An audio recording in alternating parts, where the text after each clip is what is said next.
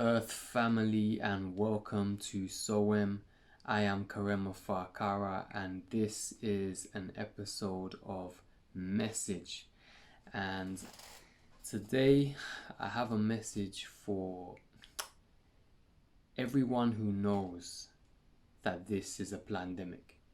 Everyone who knows that something is not right with the official narrative and the direction in which we are being led. So I have a very diverse range of people within my network, and it's been very interesting to me to witness how various people are responding to this situation. And I'm learning from seeing different perspectives and different responses through people that I respect, people that I would listen to, and who I would take advice from. I don't think there's any right way to deal with what we're facing. I don't think there's a correct way to respond. Many of us, whether we've been aware of the agendas or not, aware, whatever level that we've been aware of what the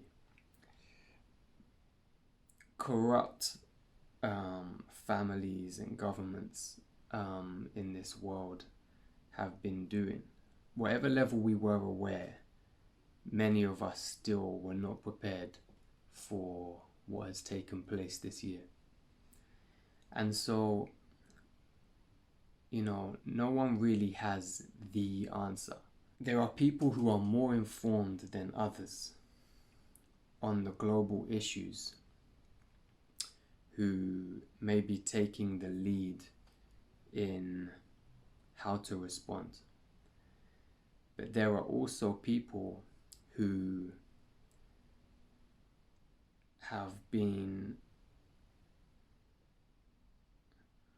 there are also people who are more informed in human behavior, more informed within themselves, have taken more time to self-reflect, and are more informed in solutions in other ways, regardless, even if they are not informed on the political issues and global issues that we face. And so this is the kind of this is what I've observed, and to put it simply, I'm seeing these two sides. This side of people who are very well informed.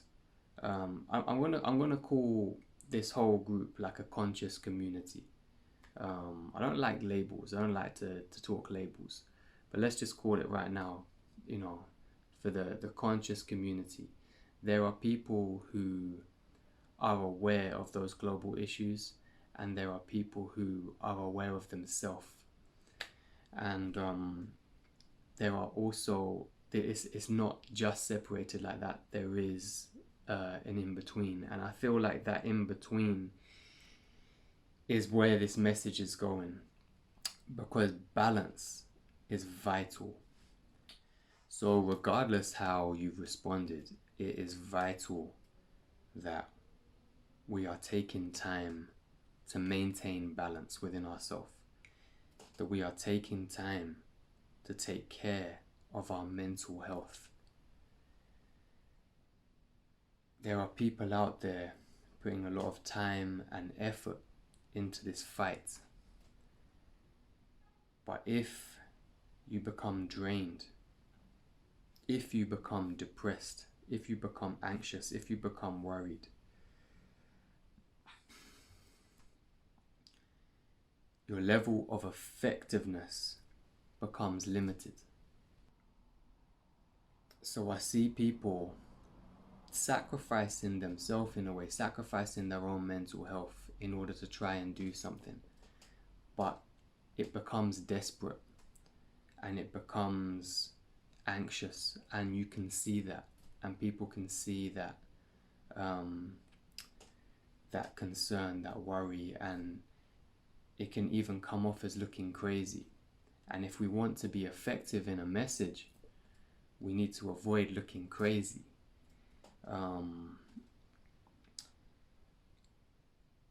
The thing is, it's not like a one size fits all, because to someone who can really see what's going on, it's perfectly understandable to see someone acting crazy, because you can really identify with the worry and the concern that that person is going through.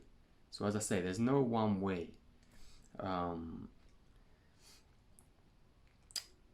There's no right way, but it's just a point to focus on, to remind ourselves that we need a goal, and in order to achieve a goal, the action must be effective. And for the action to be effective, balance within ourselves and taking care of our mental health is key. Now, taking care of our health is key, our spiritual health, our mental health, and our physical health. But I mention mental health because spiritual health is vital, but I'm not going to get into that right now. Physical health, if you have great physical health, that's a huge asset. But you could have limited physical health and also be of benefit to your community, be of benefit to yourself, be of benefit to your family. But if you have a weakened mental health, it is less likely, it's going to be more difficult for you to be of any benefit, any use to yourself, let alone anybody else. So to be effective in this challenge, in this fight, to be effective in our goal, in our mission, whatever that is, our mental health is key. And so I see those in many spiritual communities, taking time to focus on their mental health. But I say balance is key here, because there are those that I feel can put themselves in a bubble.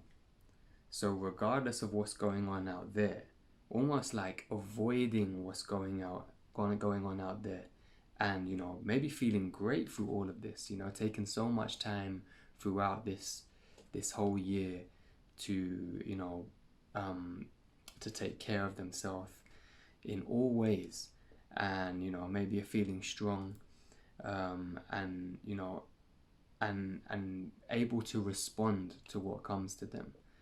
However, at the same time, avoiding the direction that society as a whole is moving towards. And so regardless of how much you work on yourself, if you're avoiding something, that is eventually going to come up. You can't avoid something. If you can see something, I'm not saying that you have to be out protesting, that you have to be, that there is one way to deal with a grave concern. There's not one way. However, there is a way, and if you're not dealing with that way, if you're avoiding an issue, it will come back around. You will have to face it eventually. And the more we avoid things, the more difficult it becomes to deal with them when we have to. And I feel like there's a lot of people avoiding what is coming, and they will be in for a surprise when it comes, and they won't be ready because you haven't taken the time to plan. And then there are those who are very aware, who have studied, who can see this, but also at the same time, they haven't taken care of themselves, and so they also are not in any state to respond. When it comes, they may be aware, but they're not ready. They're not ready to respond. So this is just something that I've observed, and I've taken this and seen within myself, how I've seen the weaknesses within myself, and taken time to try to strengthen those, and realize that it's a balance of both that will be effective in this time. I need to be aware of what's taking place. I need to be able to respond to it. I need to be able to deal with it wherever my skills lie. It's not for everybody to be doing the same thing. We all have different skills. We all see the world differently. We all have something, we all have a different attribute that we can bring to the table. So it's for all of us, and that's where the spiritual path lies in, because the more we focus on that, the more time we've spent reflecting and meditating and getting to know ourselves, the more we know what we have to bring to the table.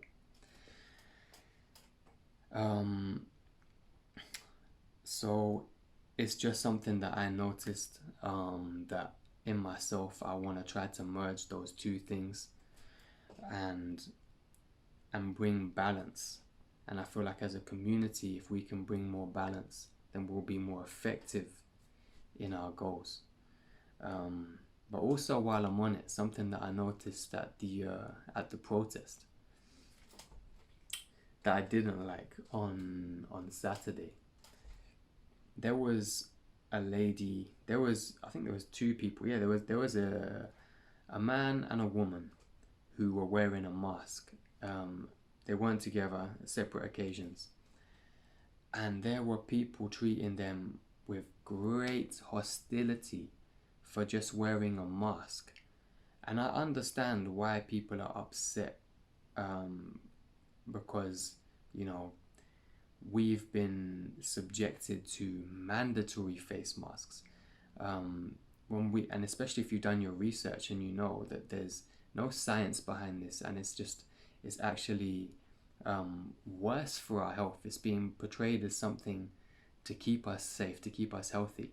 But when you look into it deeply, I don't think you even have to look in personally. Didn't have to look at it deeply. Common sense tells me putting a mask over my face and obstructing my breathing is going to be harmful. So, with that in mind, and knowing that this become mandatory, especially mandatory for children, and seeing it in schools and on public transport, it is frustrating. And especially, these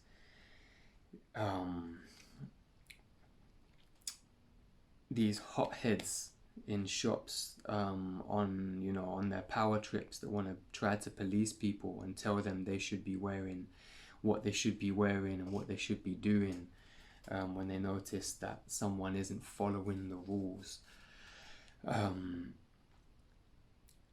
I felt like you're doing exactly the same thing as them.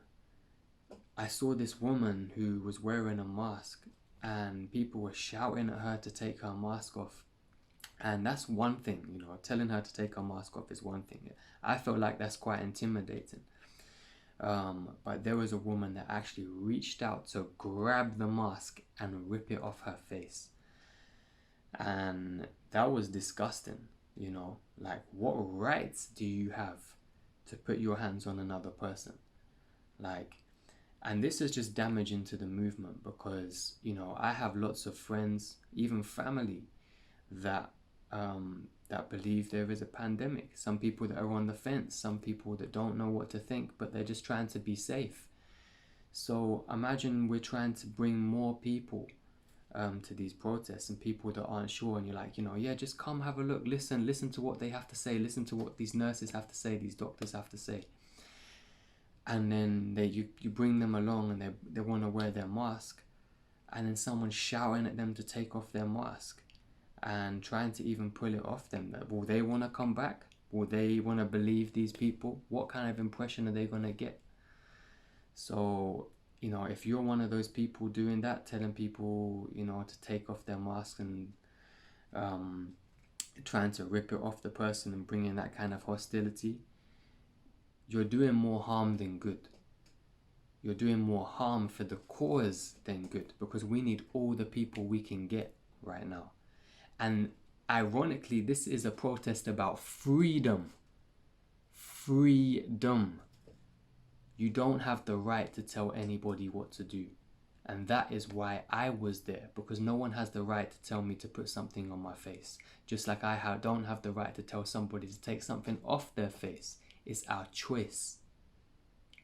And we need to bear this in mind. Because this is just playing into the division tactics, the divisive tactics. I'm even not too keen on the chant, pick your side, people singing, choose your side and pick your side. I understand where it's coming from. And don't get me wrong, like, I know how serious this is. But I feel like the strongest way to go about this is to be uniting as many people as possible. And also, like, I want to just hold on to my morals.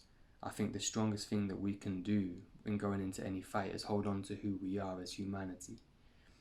And I don't want to be in a world where someone dictates what someone else should be doing. And regardless of what that is, everyone has the right to choose. So if it truly is about freedom, then we need to hold on to that and not be hypocrites, because that will definitely backfire in our faces, and it will go against everything. That when it goes against what you stand for, then you're standing on thin ice at that point. You don't have, it's if you're going out preaching something, then we need to model that behavior. So this is where I say balance is important, because we need to take time to do that self-reflection, and and that's what leading by example is. If you're gonna go out and and spread a message, the strongest way we can spread a message is by example. So that's all. So that's my thoughts. That's been my reflections. Post the freedom protest. What I've noticed throughout these last few months, and I thought I would share some of those reflections with you all. So do let me know your thoughts. Let me know if you'd like to add anything to what I've said. Let's keep the conversation moving. Let's allow these conversations. We need to have these conversations internally. We need to be checking each other. We need to be able to speak openly and freely and improve our qualities, improve the way we do things, and be able to listen to each person. Everybody has a quality to bring. Everybody has an experience. Everybody has a skill set. So less of the arrogance for anyone that feels like they have the answer and that nobody else is worth listening to, or only a few people who they think is worth listening to. It's time we listen to each other more. Listen to each person and try to learn something. That's the message for today. My people, stay balanced, stay healthy, and we keep elevating. Until next time, peace.